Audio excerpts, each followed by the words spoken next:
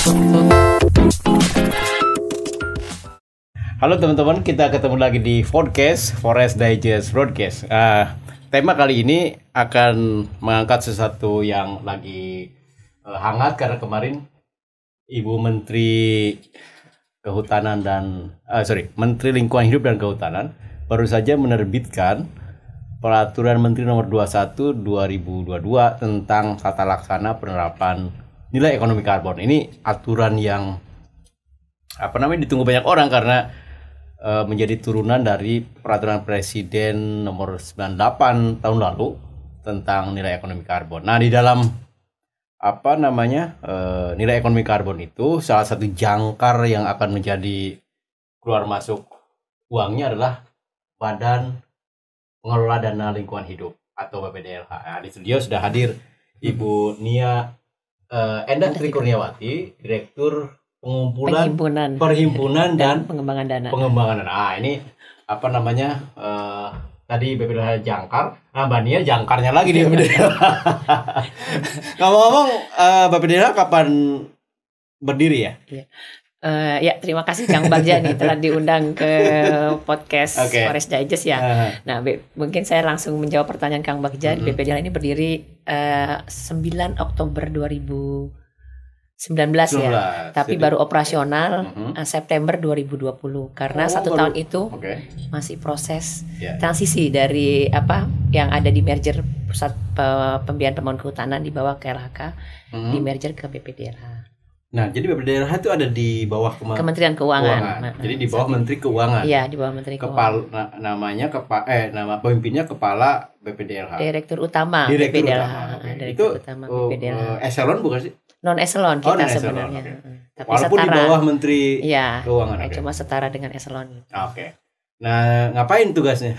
Nah, tugasnya ini kita sebenarnya mobilisasi dana. Bagaimana dana internasional bisa kita mobilisasi untuk mendukung program-program pemerintah di tingkat nasional. Jadi kan kita tahu kan pemerintah ini punya komitmen banyak nih di fora internasional yang kemudian diturunkan ke dalam program nasional. Terutama dalam mitigasi iklim. Ya. Yang paling hot ini adalah isu iklim kan kita tahu lah. Karena jangkar dari semua kebijakan pembangunan pemerintah sekarang ke krisis iklim kan. Jadi kalau mau bikin jalan harus dipikirkan tuh deforestasi apa enggak kan. Karena akan mengganggu target NDC kan. Nationally Determined Contribution. Jadi proposal penurunan emisi. Mbak Nia rasanya juga dulu saya pernah baca jadi utusan pemerintah. Oh ya, dulu sempat ikut ini tim dari negosiator. Ya kan? Iya. Sempat di isu finance dulunya waktu di UNFCCC. Masih di KLHK dulu. Masih. Sempat. Sekarang masih enggak jadi negosiator? Sudah enggak. Sudah beda tugas. Jadi sekarang ngumpulin duitnya aja. Ngumpulin uang aja. Lebih ke ini prakteknya. Nah, itu kan tadi kan disebut bahwa mobilisasi kan artinya mencari uang gitu ya, mencari uang, memobilisasi, pokoknya uang dari donor internasional, dari mana aja, dari private sector, dana publik, dana swasta kita tarik untuk bisa mendukung program pemerintah di nasional. Jadi kan pemerintah punya program pembangunan kan, nah ini uangnya tidak hanya dari APBN berarti duitnya dari mana-mana dikumpulkan di BPDLH lalu dipakai untuk mendukung program-program pemerintah. Membiayai program-program. 2 tahun kan udah 2 tahun nih. 2 tahun itu uangnya udah berapa sekarang? Kurang lebih mungkin ada 25 T-an ya kalau total. Tapi sampai 2025 ya, untuk sampai 2025 kita kelola 25 triliun. Karena bertahap ya, ada yang disalurkan langsung. Baru komitmen? Enggak. Jadi ada yang masuk sekaligus di tahun pertama, ada yang masuknya 3 kali bertahap. Contohnya kayak yang dimandatkan ke kita dari KLHK ini untuk pengelolaan dana Red Plus ataupun emisi Kaltim itu akan dibayar 2 atau 3 kali. Kemudian dana Red Plus dari mana itu uang? Dari World Bank. Dari Bank Dunia. Bank Dunia. Nah, kemarin kan ada kita tanda tangan kembali rujuk dengan Norwegia. Itu sama juga melalui BPDLH. Ya, itu melalui BPDLH juga. Jadi kan Norwegia mau membayar usaha mengurangi emisi melalui reduksi deforestasi kan. Nah, sehingga kita program mengurangi deforestasi kita dibayar oleh Norwegia gitu. Nah, uangnya akan masuk ke BPDH. BPDH juga itu. Ngitungnya gimana itu? Itu kalau ngitung penurunan emisinya. Nah, jadi kalau dari kan sebenarnya kerjasama Norwegia itu merefernya kepada MOU yang sudah ditandatangani oleh Menteri LHK dengan Menteri LHK-nya Norway. Jadi kalau kerjasama besarnya itu merefernya ke MOU. Nah, di dalam MOU itu disebutkan bahwa untuk pembayarannya ada beberapa metodologi sebenarnya, dan salah satunya adalah result based contribution menyebutnya, istilahnya di termsnya itu dengan kontribusi berbasis kinerja. Nah, gimana cara menghitungnya nih? Dengan metodologi yang disepakati kedua belah pihak partner yang bertanda tangan di MOU, yaitu KLHK dengan KLHK-nya sana. Gitu. Nah, kemudian turunan dari MOU itu ada contribution agreement. Udah pembayarannya, perjanjian pembayarannya. Nggak, ngomong-ngomong yang dihitung apa sih? Penurunan emisi gas rumah kaca. Ya, hitung emisi gimana itu? Kalau teknisnya saya ini tapi intinya ini teknisnya sebenarnya KLHK nih. Tapi secara teknis kan itu kemarin kita yang Norway itu mengajukan untuk penurunan emisi 2016-17 ya. Kalau nggak salah. Dari deforestasi kan? Deforestasi itu kan menggunduli hutan gitulah ya. Hutan-hutan yang awalnya kondisinya rusak kemudian direhabilitasi, ditanami, ada juga mungkin yang di kawasan konservasi dijaga, dikonserv. Nah, kemudian kan ada delta nih dari kondisi yang rusak kemudian sampai menyerap karbon kan. Sampai kondisi tertentu yang akan kita hitung nih berapa delta karbonnya itu dihitung. Nah, itu yang ketika ada peningkatan atau delta karbonnya meningkat, nah itu yang kita klaim. Kita klaim ke Norwegia. Gitu. Untungnya buat Norwegia apa? Karena kan itu memberikan dampak global ketika hutannya bagus gitu. Iya, bagus kan emisi global kan juga jadi terpengaruh. Iya, itu, kita berkontribusi juga terhadap penurunan emisi global. Jadi buat Norwegia, walaupun letaknya jauh ya, kesannya kok di utara. Itu dia. Gimana itu Norwegia jauh? Kok enggak? Pertanyaannya kok mau gitu Norwegia? Jadi gini, kalau di UNFCCC, itu kan negara maju ini punya kewajiban. Iya, kewajiban untuk mendukung negara berkembang dalam upaya penurunan emisi. Nah, negara maju ini kan sudah mostly mungkin sudah jenuh ya upayanya untuk bisa melaksanakan, udah teknologinya udah cukup high tech kan, udah nggak bisa lagi naik gitu ya. Ya apa yang bisa mereka lakukan adalah ya salah satu mensupport negara berkembang nih. Untuk negara berkembang kan dari dari titik untuk bisa menuju negara maju kan prosesnya juga panjang kan, pasti itu menghasilkan emisi. Betul. Nah, bagaimana kita mereduce itu dibantu oleh negara maju. Uangnya masuk ke BPDH. Ya, uangnya salah satunya masuk ke BPDH. Nah, artinya kan ini BPDH tadi menjadi jangkar pembiayaan kan.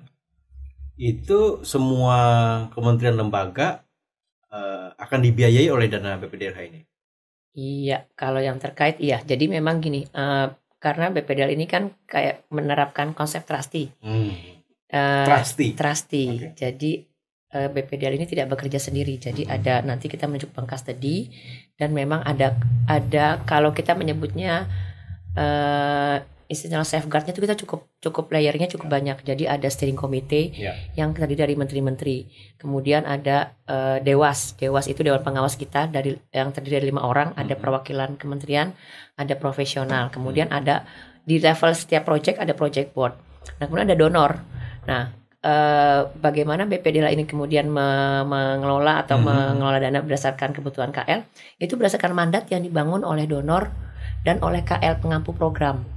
Jadi katakan nih contohnya ini ada donor datang ke kita. Bank Dunia lah. Contoh Bank Dunia. Bank Dunia mau mensupport kita, contoh mangrove. Rehabilitasi mangrove. Mangrove.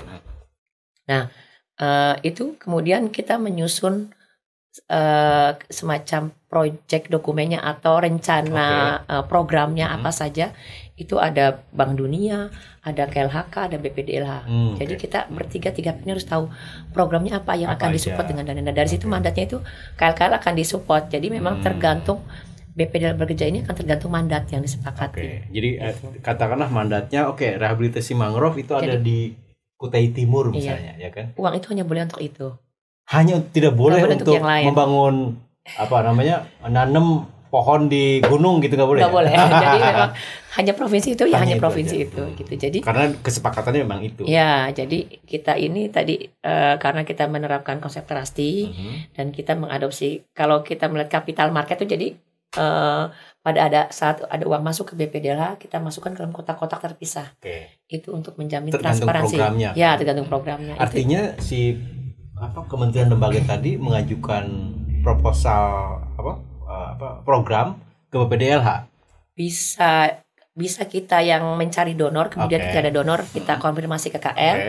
Bisa ketika KL sudah punya donor, minta BPDLH untuk bantu mengelola. Gitu. Jadi ini istilahnya apa ya? Jadi kayak perantara ya? Ya, fasilitator. Ya, mirip seperti itu. Iya. Jadi fasilitator untuk antara si pemberi dana dengan pelaksana proyeknya, pemilik program.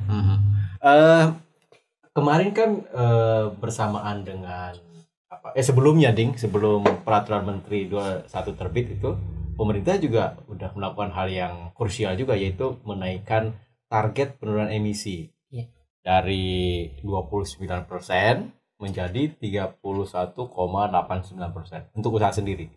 Untuk bantuan internasionalnya dari 41 menjadi 43. Nah, itu lumayan kan? Nah, yang 29 saja Kementerian Keuangan itu udah menghitung kebutuhan biaya untuk menurunkan 29% dari 2,87 miliar emisi setara CO2 itu 4.000 triliun. Ini dinaikin artinya nambah lagi kan? Biayanya tambah lagi. Itu gimana cara BPDH nyari duitnya? Iya, makanya itu PR besar ya.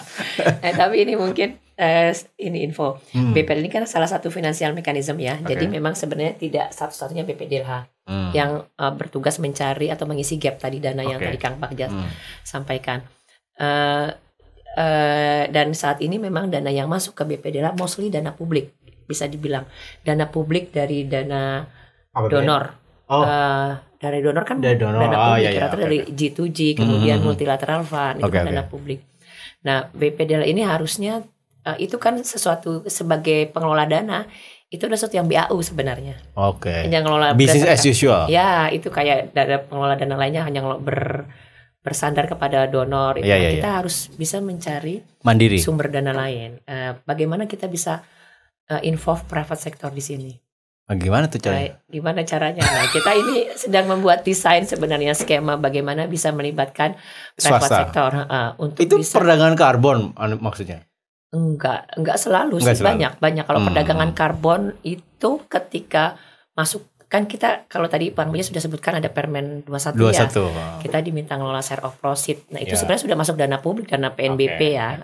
Walaupun asalnya kan di situ ada skemanya macam-macam kan, ada cap and trade. Iya. Ya kan, saya belum baca detail malahannya. Tapi ada yang lainnya adalah pungutan karbon. Jadi ada cap and trade, ada carbon offset. Ya? Pengimbangan gitu. Kalau cap and trade kan ada batas emisi, lalu yang lebih bayar gitu kepada yang kurang. Kalau carbon offset memproduksi emisi lalu bayar ke tempat lain gitu. Kemudian ada pungutan karbon dan RBP tadi, result based payment, yang mengklaim ya. Itu kan instrumen melibatkan swasta ya? Ya itu juga bisa disebutkan ya. Jadi memang salah satunya bagaimana dana-dana swasta masuk ke BPDLH. Memang itu kemudian sudah menjadi PNBP ya. Nah, yang kita kembangkan ini adalah BPDLH ini mengembangkan skema yang lain. Jadi mungkin nggak ya, tapi ini kita dalam proses diskusi dengan OJK untuk melihat legal basisnya. Jadi kita mau menerbitkan bond, bisa nggak kira-kira surat utang tapi di luar APBN. Itu memungkinkan. Itu dijualnya kemana kalau jadi? Ke investor. Nanti kita cari investor-investor yang memang private sector. Jadi kan kalau tadi kita kembali lagi ke NDC ya, masing-masing negara itu sudah punya kewajiban menurunkan emisi. Nah, negara maju tadi karena memang sudah jenuh, jadi mereka membagi rata kewajibannya ke private sector, ke yang lain-lain. Nah, private sector nih usaha untuk ininya kan juga harus dengan berbagai cara gitu itu. Ya, buat mereka biaya juga kan. Iya, tapi dalam konteks ini memang ketika kita menerbitkan bonds ini bonusnya tidak ada implikasi perpindahan karbon karena itu kita membayar hutang sebenarnya. Kita berhutang dulu kan, betul. Kemudian kita bayar bunganya, tapi tidak ada implikasi perpindahan karbon. Nah ini yang kita coba, bisa nggak kira-kira nih BPDLH menjajaki untuk bisa menerbitkan itu? Belum ya? Belum, karena kita masih membahas legal basisnya dengan OJK kira-kira memungkinkan atau enggak. Nah di satu sisi untuk bisa menerbitkan bonds, ini kita juga harus mendapatkan izin dari Menteri Keuangan menjadi operator investasi pemerintah. Itu sih. Oke. Tadi itu kan yang baru akan ya? Iya, baru akan. Yang sudah kan 25 triliun itu uangnya buat apa aja? Mostly sektor volume ya. Sektor lahan. Kehutanan dan lahan. Iya. Apa jenisnya? Apa bentuknya? Iya, jadi ini kalau diklasifikasikan ya dari yang ada itu, ada untuk REDD Plus, penurunan emisi gas rumah kaca yang cukup besar ya, ada dari Green Climate Fund, ada dari World Bank, Kaltim dan Jambi. Nah kemudian ada volume yang lebih besar dari REDD Plus dari Norway kemarin, itu untuk volume sebenarnya, volume Netsing 2030 itu dari Norway. Kemudian ada dari filantropi, itu untuk program berbasis masyarakat. Itu sudah kita seleksi, nggak besar, cuma 1 juta, tapi dolar. 1 juta dolar, masing-masing entitas bisa dapat 1,5 M. Lumayan lah kalau untuk tingkat tapak ya. Itu orang atau penerimanya orang atau ada yang community, tapi diwakili oleh lembaga perantara namanya. Lembaga perantaranya dalam ini bisa macam-macam ya. Kebetulan NGO memang yang apply ke BPDLH. Ada untuk pakai proposal. Kita CEP. Nah sekarang ini kita sudah ada terseleksi berapa 14 kalau nggak salah. Jadi kalau saya mau mengajukan saya mau melihara hutan gitu di memberdayakan masyarakat, itu bisa ngajuin proposal? Bisa sangat bisa. Dapat berapa? Paling besar 1,5 M. Lumayan lah ya. Lumayan. Untuk memodali itu kan. Iya. Itu kan tadi hal yang besar-besar ya. Bank Dunia untuk proyek ini. Iya, mangrove. Kalau untuk perorangan bisa nggak sih BPDLH? Bisa, tapi pinjaman sifatnya. Pinjaman. Jadi saya minjem ke BPDLH. Jadi memang bunganya berapa? Kalau pinjaman cuma 4%, harusnya di bawah bank ya, karena kan kita pemerintah. Harusnya. Per 4%. Tapi jaminannya apa? Jaminannya macam-macam. Kita memang ada skemanya, ada beberapa ya. Ada tunda. Nggak kayak bank kan, harus ngadain rumah. Nggak ngadain rumah, nggak. Nanti rumahnya disita ya kalau nggak bisa bayar. Karena kita pemerintah, kita membayar non bankable. Dan masyarakat yang kita bayar itu biasanya masyarakat di remote area. Ya karena ini BPDLH dan itu adalah kata lingkungan hidupnya, berarti kan uangnya buat lingkungan hidup kan? Iya, untuk jadi maksudnya di remote area yang ada sekitar hutan. Jadi karena sumber daya tadi, karena ini tergantung mandat. Nah mandatnya adalah untuk reboisasi. Jadi harus kembali ke reboisasi. Lahannya punya siapa? Negara atau? Lahannya pribadi boleh? Macam-macam ya. Ada yang pribadi, ada yang milik mendapat izin HKM, itu bisa juga dari pemerintah. Perhutanan sosial. Jadi kalau saya misalnya punya lahan 1.000 hektar, gede banget ya. 100 hektar deh, 100 hektar. Saya bilang saya nggak bakal ngapa-ngapain nih lahan. Tapi saya butuh uang buat nanam pohon kan. Tanaman selaya. Nanti kan pokoknya mau saya hutankan supaya nyerap karbon. Itu bisa saya ngajuin. Bisa, sangat bisa. Nanti Kang Bagja ngasulin proposal nih ke kita nih. Mau diapain? Ya, uangnya itu untuk apa penggunaannya? Tadi Kang Bagja punya pohon tadi yang 100 hektar. Pohonnya dijadikan jaminan ke BPDLH. Nah, kemudian itu dengan kesepakatan tidak boleh. Kalau saya nggak mau tidak boleh ditebang. Jaminan nggak boleh ditebang. Iya, tidak boleh ditebang dalam periode tertentu. Misal 7 tahun nih. Ya. Iya, 7 tahun. Ngomongnya 7 tahun yang sudah tebang. Nah, uang itu bisa Kang Bagja pakai untuk nanam tanaman selah yang bisa rutin, jangka pendek menghasilkan. Bisa untuk usaha lain, entah ternak. Gitu. Kelontong juga boleh sebenarnya. Jadi buat buka rental mobil bisa? Ya selama tidak ini menghasilkan emisi. Rehabilitasi masa emisi ya. Iya, masa emisi. Maksimal dapat berapa saya? Maksimal perorangan. Kalau perorangan ya? Perorangan ya, saya nggak hafal nilainya ya, tapi mungkin ada sampai 200 kalau industri ya. Industri 200 miliar ada sampai 200. Wah, Tapi rata-rata yang industri itu kita, industri pengusaha ya. Kalau petani sih kecil-kecil ya, paling 50-60 juta. Iya, 25-50 juta. 70 juta juga ada. Ya saya dapat 2 miliar boleh kan. Oke. Ada batasnya. Tadi kan bayarnya katakanlah dapat uang kemudian berapa 4% kan dengan jaminannya pohon. Itu secara apa istilahnya itu? Kan itu kolateral kan. Itu memang bisa pohon jadi kolateral, jadi jaminan. Tadi karena kita kan pemerintah nih harus hadir untuk masyarakat. Dan itu tujuannya adalah reboisasi kan. Jadi kita di satu sisi tujuannya itu sebenarnya sangat baik ya. Untuk karena reboisasi belum cukup umur. Namanya kredit apa?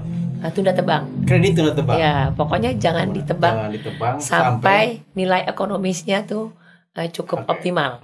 Tapi kalau setelah saya lunas bayar itu boleh saya tebang kan? Boleh. Ya, tapi ditebang pun sebenarnya kita mengarahkan dalam 1 hektar jangan semua langsung ditebang.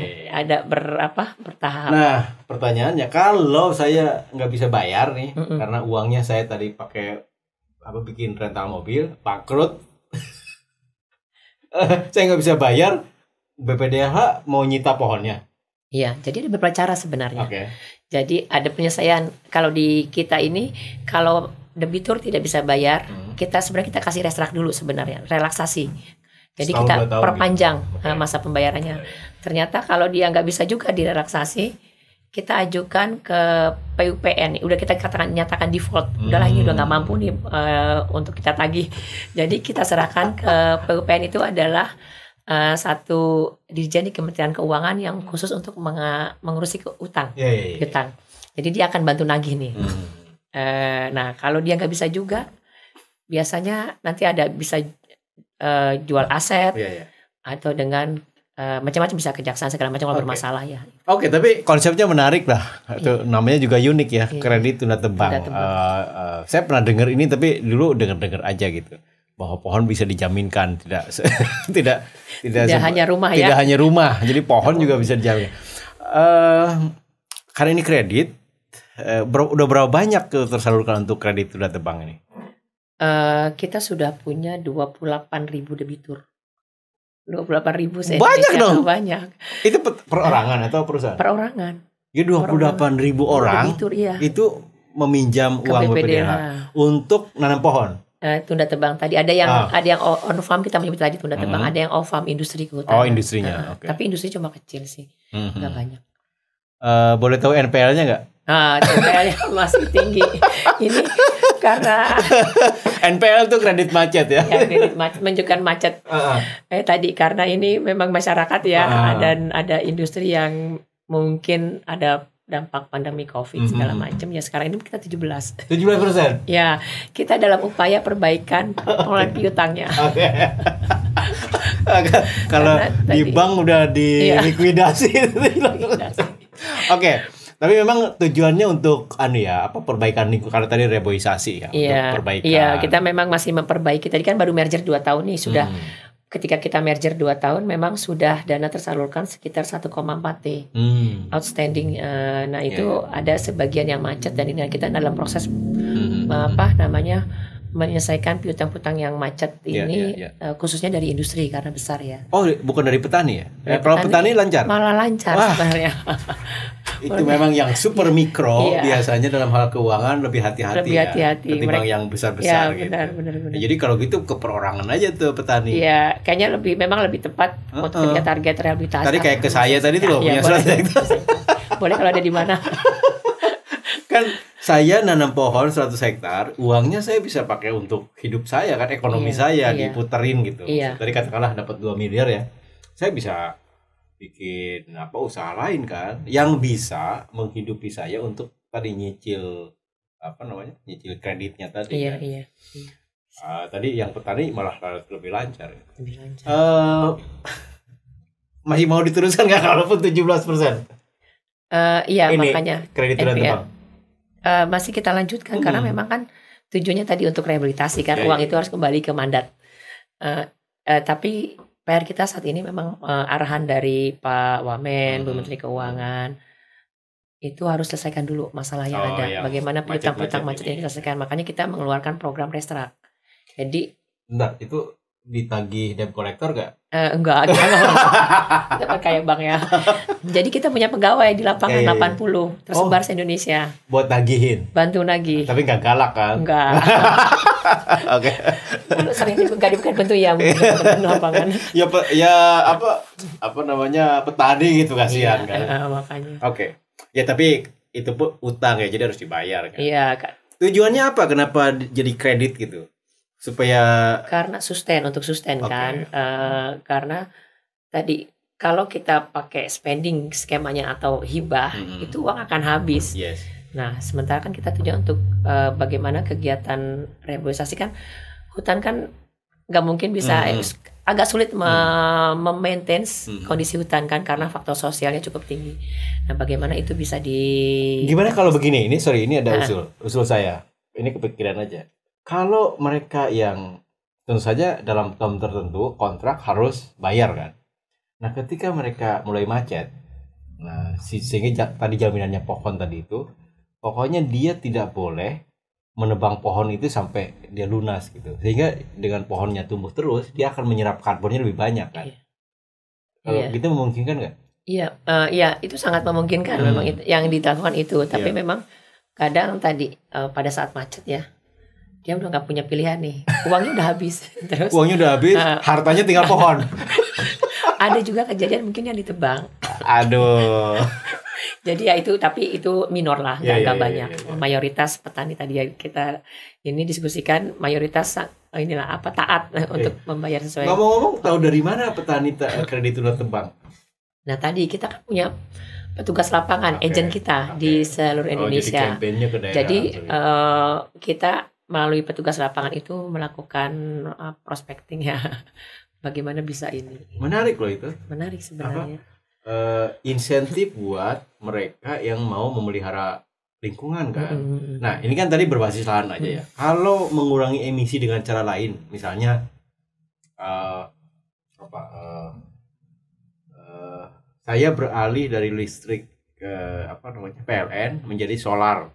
Itu kan mereduksi emisi juga kan, mengurangi. Itu ada mekanisme nggak di BPDH? Iya ada, kita ada insentif ya, insentif pemberian untuk residensial, bisnis, UMKM, sama bangun sosial ngasih 10% dulunya. Nah sekarang kalau Kang Bagja mau, kita memberikan 100%. Hah? Serius? Serius. Oke, sebentar.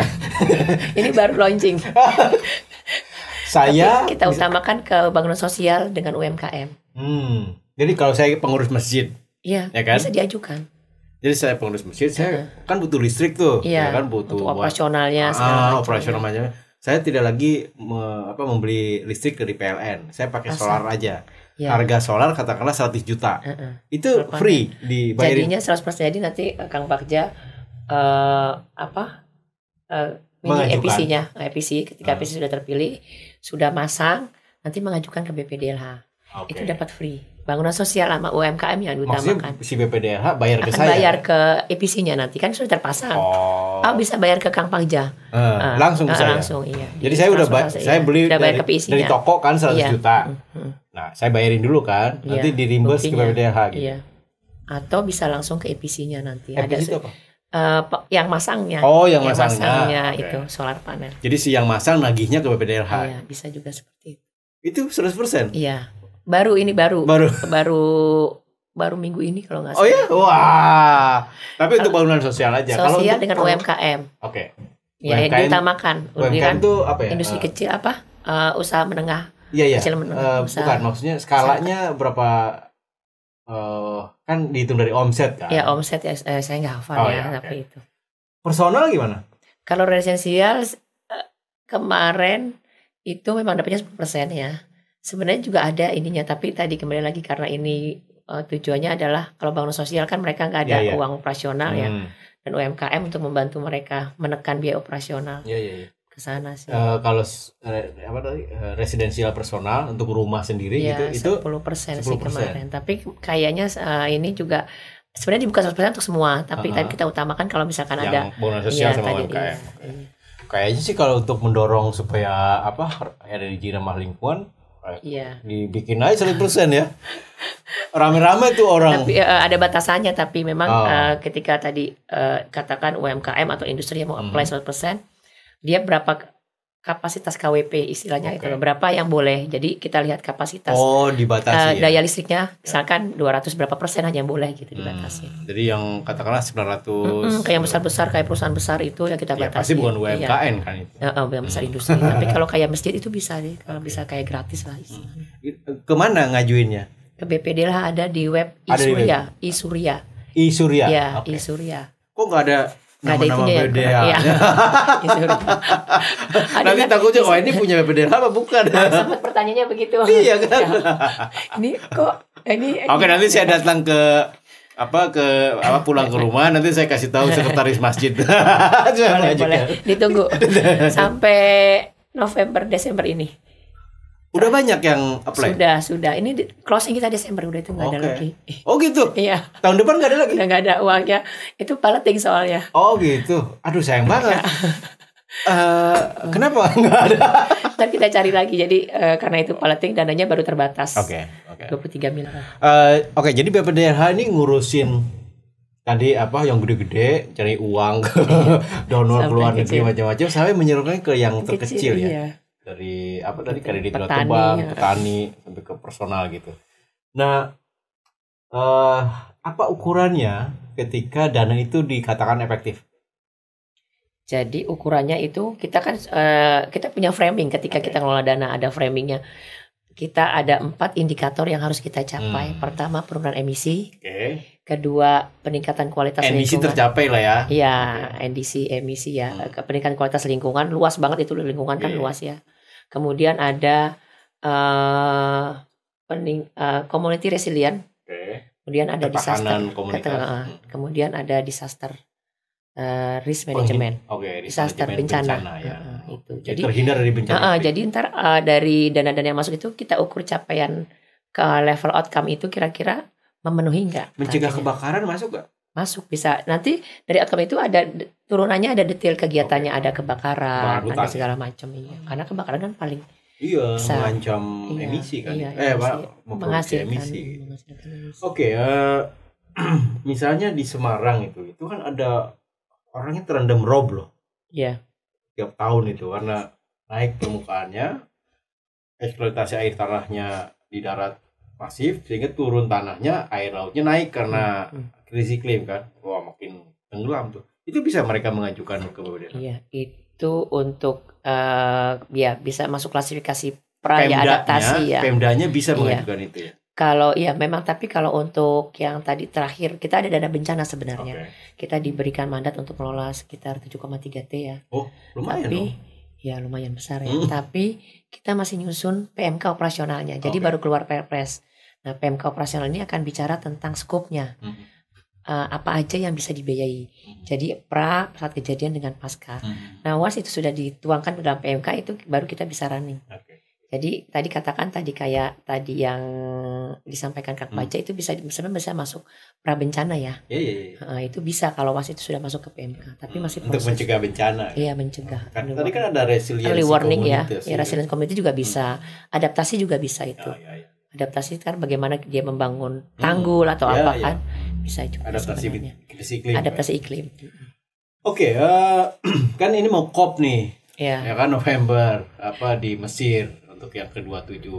Ya ini kan tadi Permen 21/2002, kemudian NDC dinaikin targetnya, itu kan juga untuk menyambut ke sana kan, dipropos di sana gitu.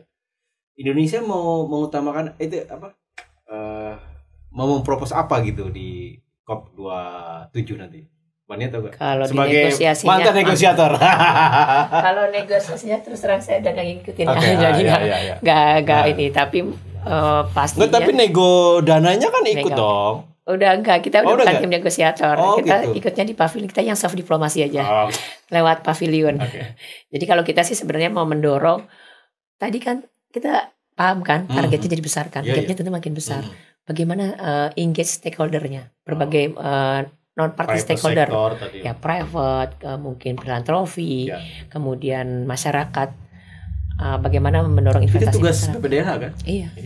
Jadi nanti di Mesir bagaimana kita banyak meja bilateral. Kan? ayo sumbang Indonesia. Dengan kesetaraan ya, dengan equal ini. Dengan equal treatment. Jadi kita walaupun dapat uang, tetapi kita tidak bisa diatur-atur oleh pemberi uang. Sesuai dengan kebutuhan atau nasional kondisi kita. Ya, karena mereka kan sudah negara maju, menikmati kemajuan. Karena menikmati kemajuan, mereka memproduksi emisi. Karena itu ya sekarang please bantu. Bantu kita. Negara berkembang yang pengen maju juga. Tapi masih bisa mereduce. Gitu. Oke, jadi itu namanya apa, keadilan iklim ya? Keadilan iklim bisa jadi seperti Oke, terima kasih Mbak Nia. Terima kasih. Obrolannya sangat menarik. Kita ketemu lagi di podcast berikutnya.